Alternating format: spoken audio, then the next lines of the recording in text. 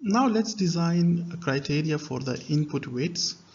We have W11, W21, 12, W22. We will be following the same process which we did for the output weights in the previous video. So the first step is same as before. We will be writing a loss function. So J is equal to half E square, okay, which is actually equal to half of Y minus hat square, okay. The second step is to do the gradient descent. So let's suppose I'm doing a gradient descent for the first weight. So this will be W11 nu is equal to W11 minus eta dj divided by d11. So once again, the question is, how do we determine this derivative? So before going into deriving this derivative, I want to explain a simple concept to you which will be useful in deriving this derivative. We know that at this point we have v hat in a neural network, and when we go back here we have h1, here we have z1, and then these weight. Or if you remember, the first step of a neural network is to do linear combination. So once we do linear combination, we obtain z1. After that we have to do the activation to obtain h1, and then we go to the output. So actually, if I draw a path for this first weight, so what happens is that using first weight W11, we achieve z1. From z1 we achieve h1, and from h1 we achieve y hat, which leads to this loss function dependent on E, right? Loss function is a function of error. So similarly, for W12 we can also draw this path.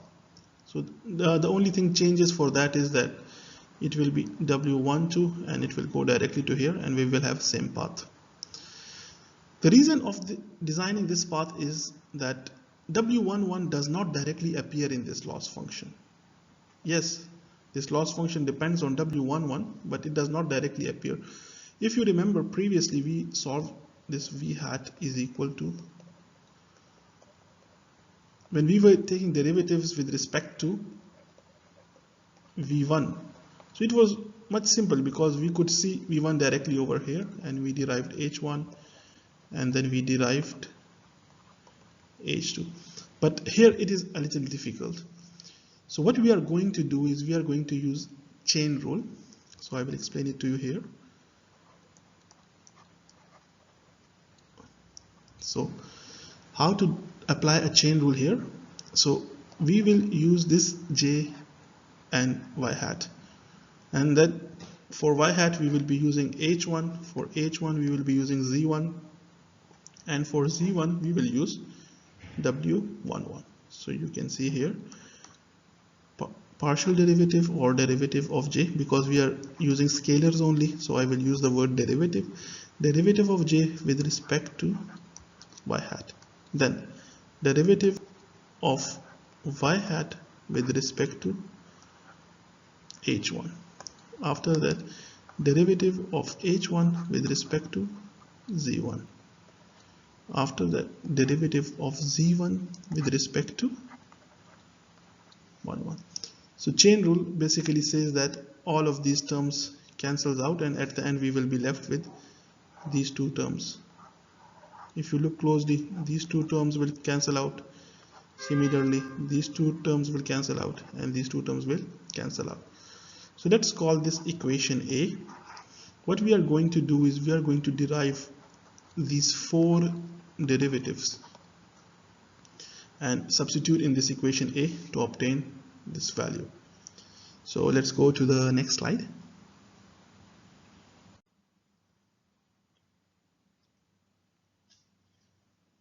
Let me rewrite this equation once more so we can directly look at it. So dj by dw11 is equal to dj by dy hat, then dy hat by dh1, then dh1 by dz1, and then dz1 by. So this is the first derivative which we want to find. So let's do it. It's really easy. We know this. J is equal to half e square, which is equal to half y minus y hat, right? Square here. So after taking its derivative, this will be half 2 times y minus y hat, right? And then derivative of inside. So derivative of y will be 0 with respect to y hat, and derivative of y hat with respect to y hat will be 1. So this minus 1. This 2 will cancel out with this 2, and this becomes minus y hat, which we will be writing as minus e, because we calculated in the numerical example this value e, there was some value 1.09 something. So we know this value of e, so that's why we will always try to have these derivatives in terms of e. So the first derivative we obtained is this one. After that, we have to derive dy hat by dh1. So let's do it here on the same slide. We know this y hat is equal to v1 h1 plus v2 h2. Previously, for these weights, we were derivating it with respect to v1. So don't get confused here, because we will be derivating it now with h1 and h2. Okay. H2 will be for the next weight. So at the moment we need dh1 by dz1. So sorry, at the moment we need this dy hat by dh1. So this term will be automatically 0 because there is no h1, and this will become b1. So we have the second derivative, right? It's really easy. It's all about your mathematics skills. Next is dh by dz, dh by dz1. We know this, that h1 was actually sigmoid or activation of z1, right? So derivative of a sigmoid function, let's recall sigmoid function, this was 1 over 1 plus e power minus z, right? So derivative of this function is actually equal to sigmoid of z1 1 minus sigmoid of z1. This is the third derivative. This is a little lengthy, so I will make a separate video for this to derive this derivative. This is the third derivative.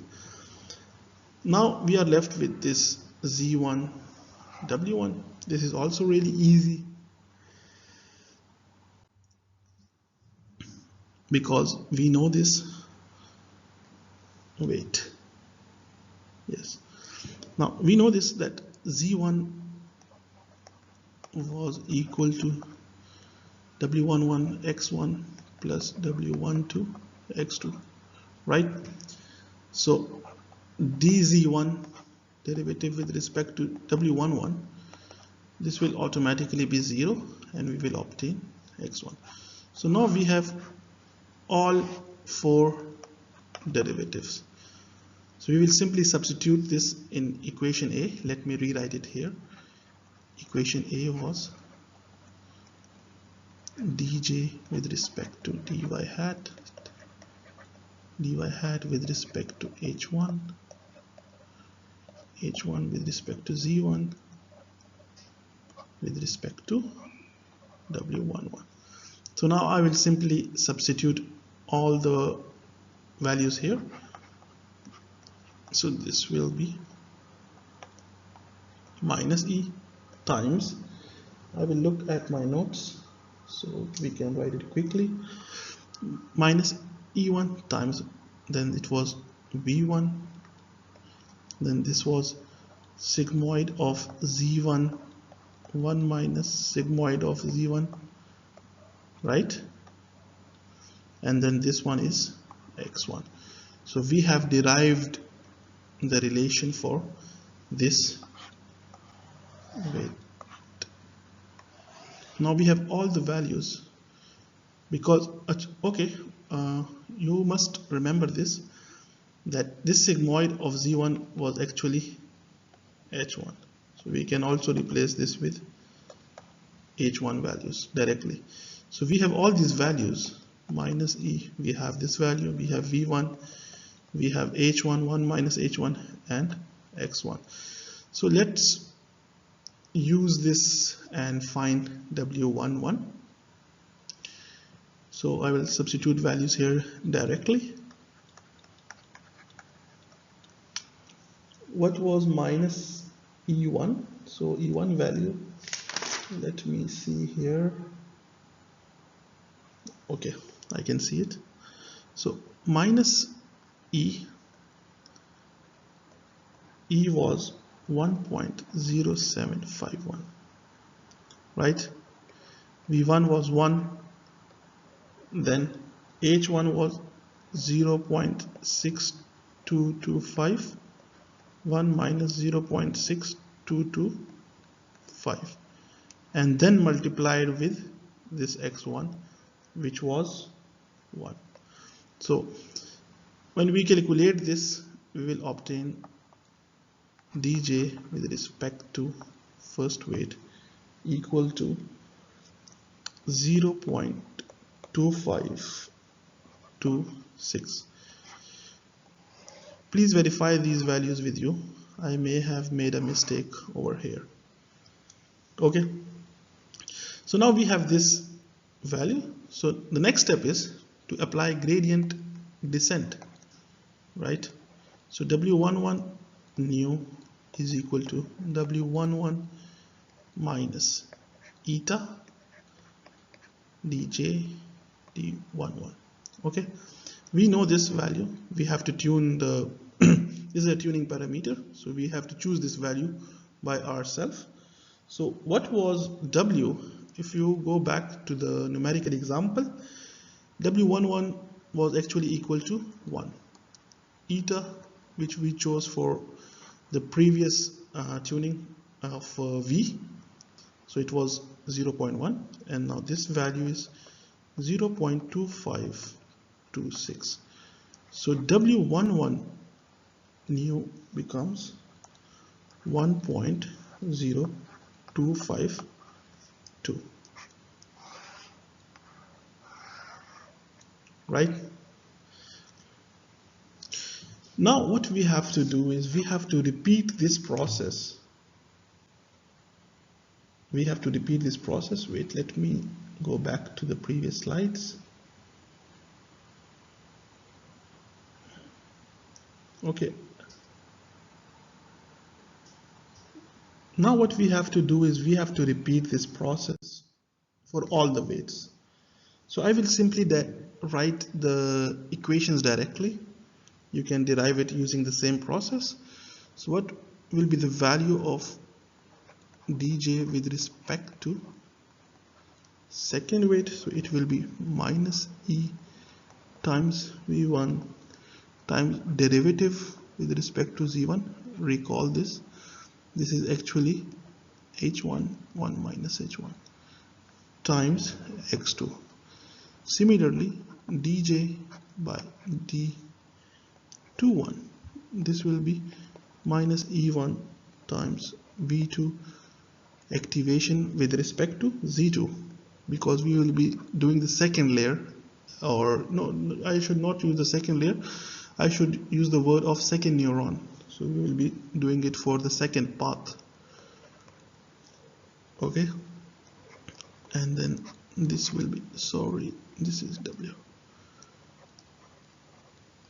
So this becomes minus E times V2 x2. So we have all these values, right? So when we substitute these values, we will get the constant value of minus 0.1263. After we substitute values over here, we will get 0.2113, and for this we will obtain 0.1057. Okay, so note this is the partial or derivative with respect to the weights. So after that we have to apply the gradient descent. So W12 nu is equal to W12 minus eta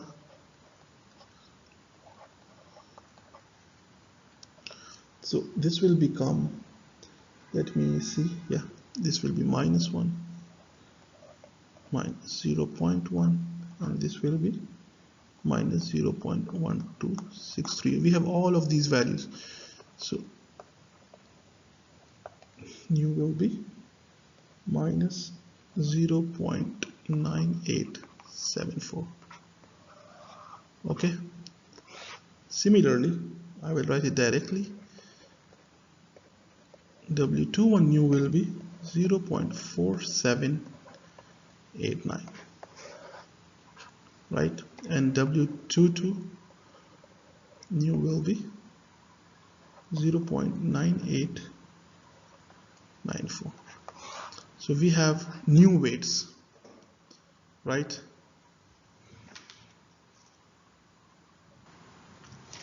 Now we have new weights, W11 nu and all these four values. So when we will be doing approximation, we will be using these weights instead of the initialized values. If you go back to the numerical example, there I assumed some values, some random values. For W11 it was, I think, 1. Similarly for W12 it was -1, and so on. Now I have to replace these values with the new values.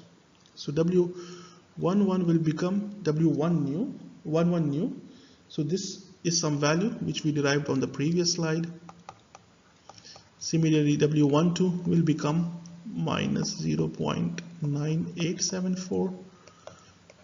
W21 will become 0.4789, and W22 will become 0.9894.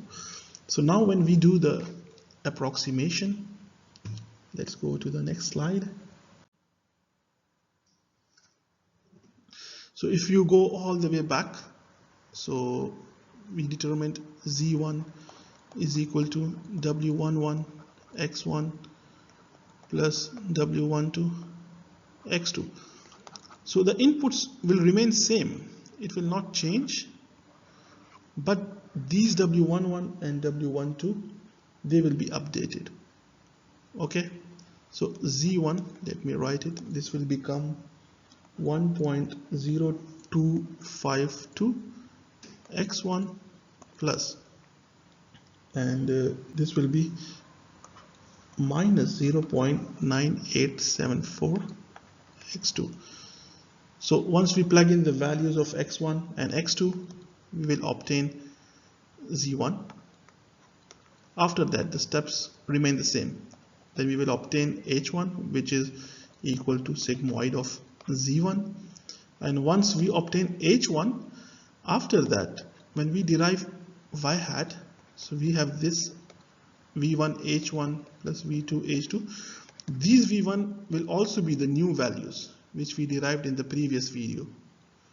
We will be using V1 new in place of V1. Similarly, V2 new in place of V2. So after that, we will get some value for y hat, and then we have to derive the error. I leave this to you as a homework. Let's see if you can find a value, and leave the answers in the comment, and I will check it and let you know if you derived it correctly.